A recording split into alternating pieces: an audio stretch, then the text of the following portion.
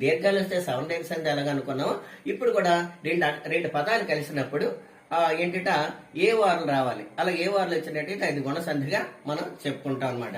కాబట్టి ఇక్కడ ఏంటంట అకారం, ఇక్కడ సూత్రం ఏంటంటే చెప్పారు, దానికి పద్ధతి చెప్పారంట. అకారమునకు అకారం ఏంటంటే మొదట అకారంతో విడగొడతాం. రెండవది అకారముడికి ఈ పరం అయితే ఏ వస్తుంది, అకారానికి ఊపరం అయితే ఓ వస్తుంది, అకారానికి ఊపరం అయితే ఆర్ వస్తుంది. కాబట్టి ఈ విధంగా ఏ వారు వస్తే గుణసంధి. అప్పుడు ఏం చేస్తామంటే సవర్ణ సంధి విడగొట్టినట్టే ఎక్కడైతే ఏ వారులు ఉన్నాయో అక్కడే విడగొట్టాలన్నమాట. రాజోత్తముడు, అప్పుడు ఓ వచ్చింది కాబట్టి ఏం చేయాలి, ఆట విడగొట్టాలి. ఎక్కడైతే ఓ వచ్చిందో రాజో అక్కడ విడగొట్టాలన్నమాట. కాబట్టి ఇట రాజో అన్నప్పుడు ఏంటంటే ఓ ఉంది కాబట్టి ఏం చేయాలి, ఆట విడగొట్టాలి రాజా. ఇప్పుడు ఏంటంటే రెండో పదం ఏంటి వస్తుంది, ఆకి పదం అయితే ఏ వస్తుంది, ఆకు పదం ఓ వస్తుంది. ఇక్కడ ఓ వచ్చింది కాబట్టి రెండో పదం ఊగా తీసుకుంటాం. అప్పుడు రాజోత్తముడు